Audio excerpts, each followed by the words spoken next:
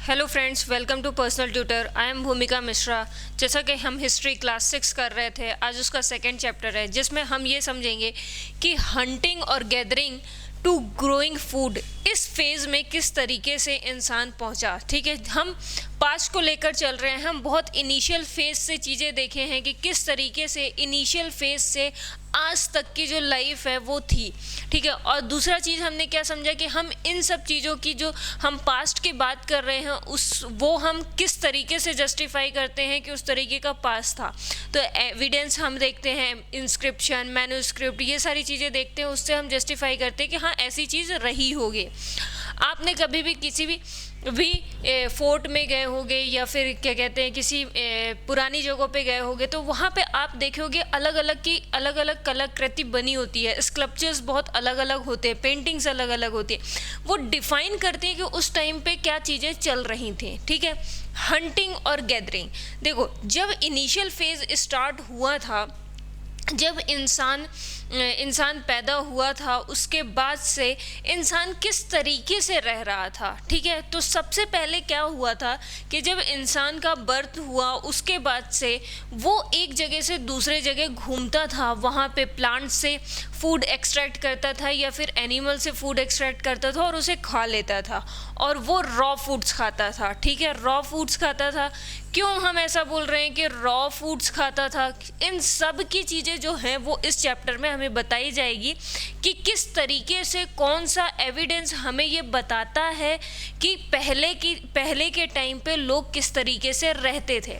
ठीक है, तो जब वो स्टार्ट हुआ तो वो रॉ फूड्स खाता था। अब देखिए, इंडिया में नॉर्थ साइड विंटर सीजन में बहुत ज़्यादा विंटर रहता है, लेकिन साउथ इंडिया में समर मतलब ऑलमोस्ट नॉर्मल टेम्परेचर होता है। ठीक है, तो जब ह्यूमन जब जन्मा था तब क्या होता था कि वो विंटर्स मतलब सीज़न टू सीज़न ना वो इधर उधर ट्रैवल करता था अकॉर्डिंग टू देयर कंफर्टेबल, कि वो किस वेदर में कंफर्टेबल है, और उस तरीके से वो रॉ मटेरियल्स एक्सट्रैक्ट करता रहता था।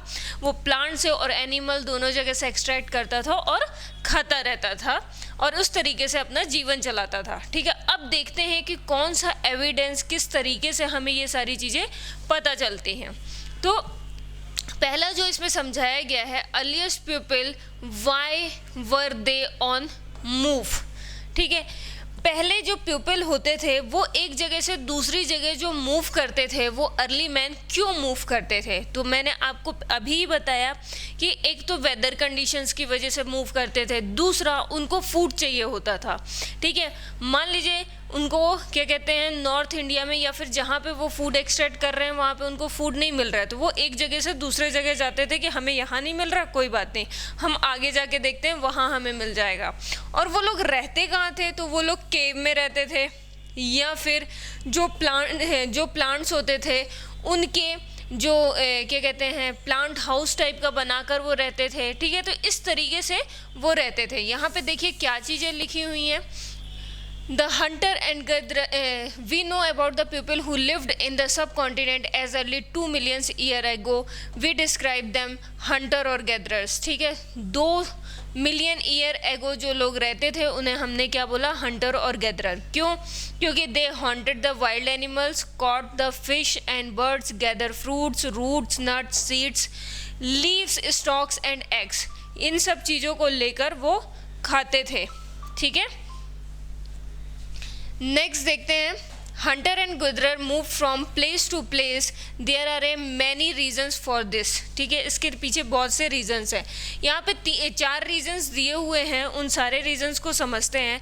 सबसे पहला रीज़न जो इन्होंने दिया है कि ऐसा क्यों होता था, सबसे पहले रीज़न में इन्होंने बताया है, if they stay one place for a long time they would have eaten up all the available plants and animal resources, they would have hand go elsewhere in search of food. ठीक है, पहली चीज़ वही कि एक जगह रहे तो वहाँ पे जितने भी रिसोर्सेज थे वहाँ से फूड एक्सट्रैक्ट किया और खा लिया, फूड ख़त्म। अब उन्हें फूड चाहिए तो वो क्या करते थे? एक जगह से दूसरे जगह ट्रैवल करते थे। ठीक है, सेकेंड पॉइंट क्या बोलता था? क्यों Animals moves from place to place either in the search of a smaller prey, in the case of deer or a wild cattle in search of a grass and leaves. That's why those who haunted them had to follow to movement. अब देखो, जो लोग animal को haunt करके खाना खाते थे ना, तो वो लोग क्या करते थे, वो भी एक जगह से दूसरी जगह मूव करते थे, क्योंकि एनिमल्स मूव कर रहे हैं तो आपको भी मूव करना पड़ेगा। तो एनिमल हॉन्ट करना है तो आपको भी मूव करना पड़ेगा। तो सेकंड पॉइंट ये था मूव करने के पीछे, ठीक है। थर्ड रीजन क्या है, plant and tree bears fruit in a different season. Different season में डिफरेंट प्लांट्स आते थे, ठीक है, और डिफरेंट एनिमल्स जो थे उस तरीके से मूव करते थे, तो इन सब की वजह से भी मूव करना पड़ता था। फोर्थ रीजन क्या है, people, plant, animal needs water to survive. What is a found in the lake, stream, rivers. अब देखो, कोई भी इंसान हो उसको पानी चाहिए, और पानी चाहिए तो आपको एक जगह से दूसरे जगह मूव करना पड़ता है, ठीक है। तो एक जगह से आप सबसे पहली बात तो पानी हमें कहाँ मिलेगा, ये तो रिवर में मिलेगा, लेक में मिलेगा, या फिर क्या किसी पॉन्ड में मिलेगा। तो उसको पाने के लिए हमें जहाँ पे भी हम हैं वहाँ तक हमें पानी तक तो आना पड़ेगा। तो ये भी एक मूवमेंट होता था इस टाइम पे, ठीक है। लोग और एनिमल सभी मूव करते थे, ठीक है। नेक्स्ट देखते हैं। नेक्स्ट जो इसमें बोला गया है, how do we know about these peoples. हमें इन सारे लोगों के बारे में कैसे पता चलता है। तो लास्ट चैप्टर में हमने पढ़ा था कि आर्कियोलॉजिस्ट जो हैं वो ये मेहनत करते हैं और चीज़ें एक्सट्रैक्ट करते हैं, और वहाँ से वो पता लगाते हैं कि किस तरीके से इंसान के मतलब किस तरीके से हम आए और हमारा क्या पास्ट था उसके पीछे। तो यही चीज़ लिखी हुई है। Found some those things the hunter and gather made the use is likely the people made and use the tools of stone. अब देखो, ये आर्कियोलॉजिस्ट ने ये चीज़ फाउंड आउट की कि टूल्स ऑफ स्टोन के बारे में पता लगाया कि किस तरीके से स्टोन, वुड, बोन्स का यूज़ जो है वो इंसान जो अभी तक हंटर और गैदरिंग कर रहा था वो किस तरीके से यूज़ करने लग गया। स्टोन का यूज़ वो फायर के लिए कर रहा था, ठीक है, फायर के लिए कर रहा था स्टोन का यूज़, ठीक है। वुड का यूज़ होने लग गया, बोन्स का यूज़ होने लग गया। वुड का यूज़ स्टोन से तो फायर हो जाएगा, पर आप फायर करोगे कहाँ, वो आप करोगे वुड में, ठीक है। फिर बोन्स का भी यूज़ करने लग गए, बोन्स का भी यूज़ होने लग गया कुछ चीज़ों में, ठीक है। और बोन्स के भी ये लोग टूल्स बनाते थे, ठीक है। और इन टूल्स का क्या यूज़ करते थे, और ये टूल सिर्फ बोन्स का नहीं बनता था, वुड का भी बनता था, स्टोन का भी बनता था, इन सब का मिला के वो टूल्स भी बनाते थे, और उन टूल्स का यूज़ करते थे वो हंटिंग गैदरिंग करने में भी यूज़ करते थे। देखिए, stone tools were used to cut the meat and bones, scarp bark and the hides, animal skins, chop fruits and roots. Some may have been the attach the handle of the bones, woods and make spears, arrow for hunting.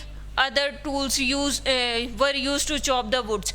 मतलब इन सब चीज़ों के लिए ये सारी चीज़ें use करते थे। अब देखो, हमें ये सारी चीज़ें मिली इस तरीके के, हमें क्या कहते हैं स्टोन्स मिले, तब हमें समझ में आया अच्छा ये क्या कहते हैं इन सब चीज़ों का यूज़ करते थे। इवन इन स्टोन्स का यूज़ वो एग्रीकल्चर में भी करते थे, चॉप करने के लिए, प्लॉ करने के लिए ये लोग यूज़ करते थे, ठीक है। नेक्स्ट जो दिया हुआ है यहाँ पे चीज़ें बताई गई हैं कि मैनी साइट्स। अब देखिए, ये भीमबेटका लास्ट चैप्टर में हमने पढ़ा था कि बहुत सी ऐसी साइट्स हैं इंडिया में जहाँ पे हमारे पुराने पास्ट एक्सकेवेट करने से मिले हैं, और वो मोस्ट ऑफ द जो पास्ट है वो हमें कहाँ से मिले हैं, हमें मिले हैं रिवर के किनारे से, ठीक है। तो ये देखो, रिवर का ये बैंक में ये देखिए भीमबेटका है, ये जो है ये हमारे पुराने पास्ट को बताती है, पुराने past that's mean 200 million year ago की बात। और जो सबसे ओल्डेस्ट पास्ट है उसको बोला जाता है पैलियोलिथिक, ठीक है। आगे समझेंगे कि ये पैलियोलिथिक का मतलब क्या होता है, ठीक है। दूसरा देखिए, ये हुंसगी भी देखिए कृष्णा रिवर के ट्रिब्यूटरी के किनारे। करनूल केव्स, ये भी कृष्णा रिवर के किनारे। तो आप जितने भी देखोगे कि जितने भी एक्सकेवेटेड एरियाज हैं वो सब के सब रिवर के किनारे हैं, जो कि हमने फर्स्ट चैप्टर में पढ़ा था, वो यहाँ पे जस्टिफाई हो रहा है। ठीक है, नेक्स्ट देखते हैं। देखिए, आप जब कभी भी पुरानी बिल्डिंग में जाओगे और देखोगे जो बहुत ज़्यादा पुरानी बिल्डिंग्स है, इस तरीके के जब आप केव्स देखोगे, इस तरीके के जहाँ पे एक्सकेवेट हुई हैं, मेनली आप कभी ये भीमबेटका जाओगे, खजुराहो जाओगे, ऐसी जगह पे जाओगे ना, तो आपको रॉक पेंटिंग दिखेंगी जहाँ पे इस तरीके का स्ट्रक्चर दिखता है। तो ये क्या बताने की कोशिश कर रहा है? ये बताने की कोशिश कर रहा है कि उस टाइम पे हम इस तरीके की कोई चीज़ परफॉर्म करते थे। ठीक है, यहाँ तक कोई डाउट? और कुछ ऐसी प्रोसेस होती थी जो ओकेजनली होती थी, तो ओकेजनली चीज़ों को भी वो लोग वॉल पे प्रिंट करते थे, जिससे वो ये डिफाइन कर सके कि इस तरीके की प्रोसेस उनकी सोसाइटी में होता था। ठीक है, many of the caves which of the early peoples lived have a painting on the wall, some of the best example from the Madhya Pradesh and the southern UP. The painting show wild animal drawn with a great accuracy and skill. ठीक है, अब ये भीमबेटका है, भीमबेटका मध्य प्रदेश में है। ये oldest rock sites है जहाँ पे आपको बहुत सारे एविडेंस मिलेंगे जो डिनोट करेंगे कि वो बहुत पुरानी बात कर रहे हैं। और अच्छा, क्या कहते हैं, ये कैसे पता चलता है कि ये बहुत पुरानी बात कर रहे हैं? मान लीजिए भीमबेटका की बात कर लेते हैं, भीमबेटका है। अब आपको कैसे पता चले कि वहाँ पे जो पेंटिंग बनी हुई है वो बहुत पुरानी है, वो आज की पेंटिंग नहीं है? तो उसके कई पॉइंट्स हैं। देखिए, जो पुरानी पेंटिंग्स होती थी उसमें नेचुरल कलर्स यूज़ किए जाते थे, पहली चीज़। ठीक है, दूसरी चीज़, वहाँ का जो रॉक होता है ना, उसको ले जाकर लैब में ये टेस्ट किया जाता है कि वहाँ की रॉक की कार्बन डेटिंग क्या है, उससे ये पता चलता है कि वो कितने साल पुराना है। ठीक है, उससे हमें समझ में आता है कि क्या कहते हैं वो कितने साल पुराना है। दूसरा, आजकल की जो पेंटिंग्स होती हैं उसमें ऑयल पेंट्स और ये सारी चीज़ें यूज़ होती हैं और उनको एनकार्व करो ना तो वो हट जाती हैं, लेकिन यहाँ पे आप जब जाएंगे भीमबेटका जैसी प्लेसेस पे तो वहाँ पे ऐसा नहीं होता है। ठीक है, अब बात आती है व्हाट इज साइट। साइट क्या है? साइट वो प्लेस है जहाँ पे हमें पुराने टूल, स्पॉट, कोई भी एविडेंस मिलते हैं जो हमारी पुरानी चीज़ों के बारे में बताते हैं। Are the place where the remains of the things, tool, pot, buildings, जो भी मिलता है उसे बोला जाता है site. These were made, used and left behind by the people. These may be found on the surface of the earth, buried under the earth, sometimes even under the water. You will learn more about the different side later on the chapter. ठीक है, अब देखिए, पहला जो इन्होंने लिया है वो करनूल लिया है। ठीक है, करनूल हमने देखा कौन सी रिवर के किनारे था? कृष्णा रिवर के किनारे। यहाँ पे एविडेंस मिले हैं यूज़ ऑफ फायर के, कि फायर का यूज़ करनूल में तो होता था। किस लिए किया जाता था? Use for many things such as a light, to roast meat, to scare away animals. कोई भी एनिमल हो, ये आपको उनसे डर लग रहा है तो आप आग जला सकते हैं। आग के पास कभी भी एनिमल्स नहीं आते हैं। तो उस फायर का यूज़ उस टाइम पे एनिमल से बचने के लिए भी किया जाता था, एनिमल को रोस्ट करने के लिए भी किया जाता था और लाइट अप करने के लिए भी नाइट में किया जाता था। ठीक है, नेक्स्ट है अ चेंजिंग एनवायरनमेंट। किस तरीके से एनवायरनमेंट जो था वो चेंज हुआ। ठीक है, around 1200 year ago the major change in the climate of the world के क्लाइमेट में बहुत ज़्यादा चेंज हुए हैं। ठीक है, relatively warm condition in many region, this lead to the development of grassland. This is a turn lead to the increase in the number of deer, antelopes, goat, sheep, cattle, इस तरीके के animals जो थे वो increase होने लग गए। ठीक है, those who haunted these animals now followed them and learning about their food habits. ठीक है, their bring seasons likely to this help the people to start the thinking about the herding and rearing these animals themselves. अब देखो क्या चीज़ें changes हुई। पहले हम hunting and gathering की बात कर रहे थे, लेकिन क्लाइमेटिक कंडीशन जिस तरीके से चेंज हो रही थी तो हमें फायर तो मिल गया था। अब बात आती है कि उन लोगों के दिमाग में ये आना शुरू हो गया कि अब हम ही जो है वो हर्डिंग और रेयरिंग करते हैं, ठीक है। अब ऐसा नहीं होगा कि हम क्या कहते हैं इधर से हंटिंग और गैदरिंग कर रहे हैं, हम उन्हीं को पाल लेते हैं, उन्हीं को डोमेस्टिकेट कर लेते हैं और उनसे उनका जो भी प्रोडक्ट निकलेगा हम उसको यूज़ कर लेंगे, ठीक है। तो ये सारी चीज़ें स्टार्ट हो गई। और क्या स्टार्ट हुआ? फार्मिंग एंड हर्डिंग, ठीक है। यहाँ से चीज़ें जो स्टार्ट होती हैं वो वेदर कंडीशन चेंज होने की वजह से पहली चीज़ स्टार्ट होती है फार्मिंग और हर्डिंग, ठीक है। क्या करते हैं, कोई भी प्लेस लेते हैं, सबसे पहली चीज़ क्या करते हैं कि कोई भी प्लेस लेते हैं, वहाँ पे सीड्स डाल देते हैं और वो ग्रो अप हो जाती है और क्या कहते हैं उसका जो प्रोडक्ट होता है वो यूज़ कर लेते हैं। आफ्टर सम टाइम जो जब उसका रेसिड्यू बचता है तो उसको फायर अप कर देते हैं और फिर कहीं और शिफ्ट हो जाते हैं, ठीक है।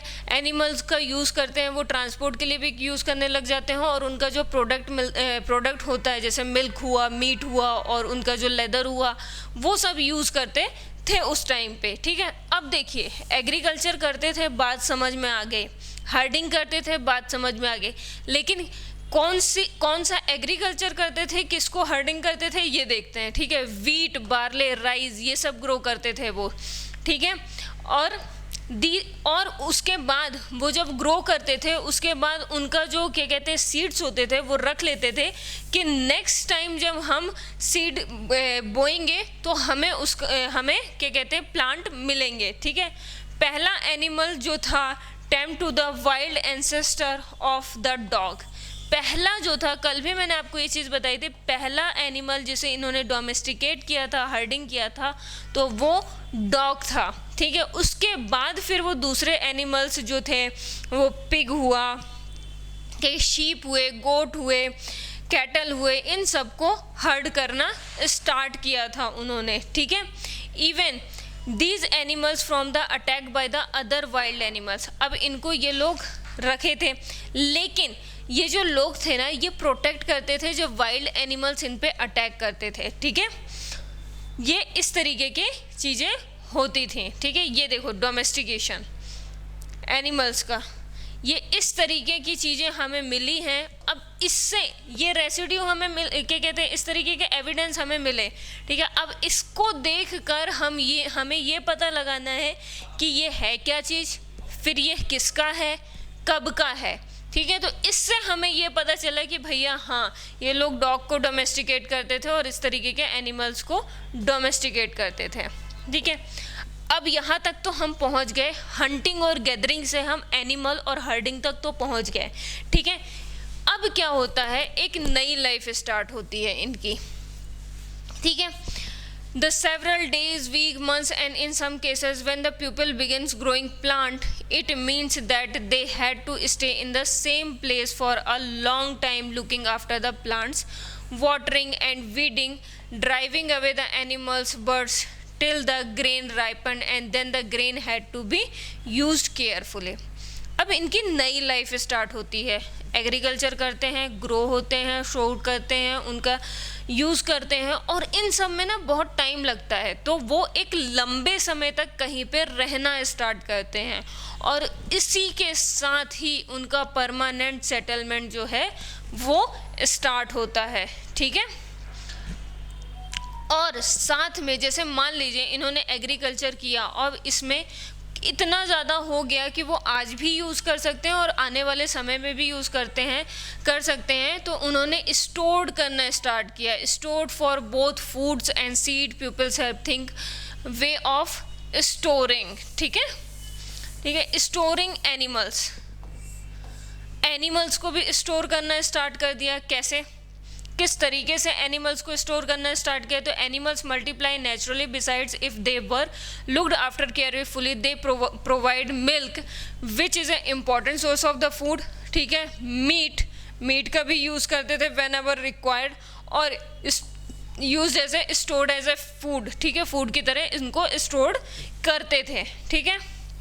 नेक्स्ट देखते हैं, नेक्स्ट है टूवर्ड द सेटल लाइफ। अब यहाँ पे एक जगह मिलेगी आपको कश्मीर में, बुर्ज होम, बुर्जा होम, ठीक है, यहाँ पे मिलेगी, जहाँ पे हमें एविडेंस मिले हैं पिट हाउसेस के, ठीक है, जो कि 2 मिलियन ईयर्स एगो के हैं। और वो हमें बताते हैं, डग करने के बाद ग्राउंड में हमें ये बताते हैं कि लोग वहाँ पे सेटल्ड लाइफ रहते थे, ठीक है। Provide shelter in the cold weather, cold weather में उनको शेल्टर्स मिलता था। आर्कियोलॉजिस्ट ने क्या क्या फाइंड किया है कि यहाँ पे cooking, hearth, both inside and outside the hut, घर के अंदर भी वो कुक करते थे और घर के बाहर भी कुक करते थे, जिस तरीके की उनकी कंडीशन होती थी, ठीक है। कुछ स्टोन्स भी मिले हमें वहाँ से, ठीक है, फ्रॉम द साइड्स हमें स्टोन्स भी मिले। अर्लियर द पैलियोलिथिक टूल्स, ठीक है, फिर उसके बाद में नियोलिथिक। अब ये बताइए, पैलियोलिथिक और नियोलिथिक लिखा हुआ, पैलियोलिथिक मीन्स होता है सबसे पुराना, ठीक है, पैलियोलिथिक मीन्स होता है ओल्ड, पैलियो मिथ होता है ओल्ड और लिथिक मीन्स होता है स्टोन, तो ओल्ड स्टोन एज, ठीक है, ओल्ड स्टोन एज, ठीक है। फिर आता है मीजोलिथिक, मीजोलिथिक जो होता है वो मीडियम, ठीक है, मीडियम, और ये स्टोन तो मीडियम स्टोन एज। फिर आता है नियोलिथिक, नियोलिथिक मीन्स होता है न्यू, ठीक है, नियो मीन्स होता है न्यू, ठीक है, लिथिक मीन्स स्टोन, तो न्यू स्टोन एज, ठीक है। तो ये जो स्टोन्स थे जो जम्मू कश्मीर से बुर्ज़होम से मिले, तो उनमें पैलियोलिथिक टूल भी था और साथ में नियोलिथिक टूल्स भी हमें देखने को मिले, ठीक है। ग्राइंडिंग ग्रेन्स चीज़ें देखने को मिली, कटिंग एज, मोटार, पेस्टल, ये सब देखने को मिले, प्लांट्स देखने को मिले, टूल्स देखने को मिले। ये सारी चीज़ें जो है हमें एविडेंस से पता चला कि उस टाइम पे इस तरीके के एविडेंस थे। Many kind of a earthen pot also have been found, earthen pots भी हमें देखने को मिले, मतलब कि वो खाना पकाने के लिए कुछ बर्तन का यूज़ करते थे या फिर खाना रखने के लिए। People begin use pot for cooking, cookings के लिए पॉट्स यूज़ करने लग गए थे, specially like rice, wheat and lentils, ये सारी चीज़ें जो थे इम्पॉर्टेंट क्रॉप में आने लग गए थे और वो सारी चीज़ें यूज़ करने लग गए थे। देखिए इस तरीके के पॉट्स देखने को मिल रहे थे, ठीक है। फिर आता है यहाँ पे इन्होंने कुछ साइट्स ली है। पहली साइट जो ली है वो मेहरगढ़, ठीक है, मेहरगढ़ जो है ये बोलन पास के पास है, ये जो है वो बोलन पास के पास है। और यहाँ पे ये लोग, ये एविडेंस मिला है कि बार्ले, वीट, रियर, शीप, गोट, ये सारी एविडेंस हमें वहाँ पे मिले हैं, ठीक है। एनिमल्स बोन्स भी वहाँ पे फाउंड हुए हैं, ठीक है। अर्लीस्ट विलेज जो है वो भी हमें कहाँ से मिला है, मेहरगढ़ से मिला है। Bones of a wild animals मिला है। कौन कौन से एनिमल्स, डियर, पिग और भी अदर शीप और गोट के हमें वहाँ पे मिले हैं, ठीक है। यहाँ पे जो हाउसेस हमें मिले हैं वो स्क्वायर और रेक्टेंगुलर हाउसेस मिले हैं। सारे हाउस में 4 और 4 से ज़्यादा कंपार्टमेंट हैं, देखिए 1 2 3 4 मिनिमम, ठीक है, और उससे ज़्यादा कंपार्टमेंट्स हमें देखने को मिले हैं। स्टोर रूम हमें देखने को मिला है, ठीक है। When people die their relatives friend generally pay a respect them, और उनको बरी किया जाता था, ठीक है। ये एक बरियल फ्रॉम द मेहरगढ़, इस तरीके से बरियल्स हमें देखने को मिला है। लोगों को सामान के साथ भी बरी किया जाता था, इवन एनिमल्स के साथ भी कई टाइम तक जो है वो बरी किया जाता था, ठीक है। बहुत सारे बरियल साइट्स जो हैं वो हमें मेहरगढ़ में देखने को मिलती हैं, ठीक है। अब देखिए इस तरीके की पेंटिंग देखने को मिलती है। मैंने आपसे बोला था कि नेचुरल कलर्स यूज़ करते हैं, देखिए येलो और सम वॉट रेड कलर है, ठीक है। तो ये नेचुरल कलर्स का यूज़ करते थे और ये कई बार ओकेज़न में यूज़ किया जाता था। और ये पेंटिंग्स कई बार ये बताती हैं कि वहाँ पे किस तरीके के फेस्टिवल होते थे, या फिर ये डिफ़ाइन करती है कि वहाँ किस तरीके का सिस्टम होता था और किस तरीके से लोग रहते थे, ठीक है।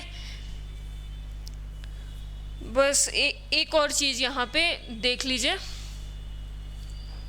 वो ये है कि डोमेस्टिकेशन, इसमें ये देखिए यहाँ पे पूरी डेफिनेशन लिखी हुई है पैलियोलिथिक, मीजोलिथिक की। ये पैलियोलिथिक का जो एज है वो 2 मिलियन से 12 10,000 ईयर एगो तक है, ठीक है। यहाँ पे long span of A life cover 90% of human history की 90% जो है वो यहाँ पे कवर होती है। और इसको भी पैलियोलिथिक को भी 3 पार्ट में बांटा गया, लोअर पैलियोलिथिक, मिडिल पैलियोलिथिक और अपर पैलियोलिथिक, ठीक है। फिर आता है मीजोलिथिक जो है वो 12,000 ईयर एगो से लेकर 10,000 ईयर एगो तक जो है वो मीजोलिथिक है। इसे मिडिल स्टोन एज बोला जाता है, ठीक है। यहाँ पे हमें वुड, शॉ, सिकल्स इस तरीके से, मतलब कि जो क्या कहते हैं वुड और स्टोन के जो टूल्स बनना है वो देखने को मिलता है। नेक्स्ट 10,000 ईयर एगो के बाद से, ठीक है, अबाउट टू 10,000 ईयर एगो, उसके बाद से नियोलिथिक एज आया और नियोलिथिक एज में जिस तरीके से एडवांसमेंट हुआ है वो चीज़ देखने को मिलती है। ये पूरा का पूरा चैप्टर जो था उसमें हमें ये बताया गया कि किस तरीके से हंटिंग और गैदरिंग से लेकर हम किस तरीके से सेटल्ड लाइफ की तरफ गए, और ये सारी चीज़ों का एविडेंस हमें आज भी मिलता है, ठीक है। भले वो 2 मिलियन एगो की बात हम कर रहे हैं, 200 मिलियन ईयर एगो की बात कर रहे हैं, पर ऐसा नहीं है, हमें आज भी उसके एविडेंस मिलते हैं और जिसके बेसिस पे हम कुछ चीज़ें डिस्क्राइब करते हैं। होपफुली ये चैप्टर आपको समझ में आया हो तो अपने दोस्तों के साथ शेयर करें, लाइक करें और चैनल को सब्सक्राइब करें। Thank you.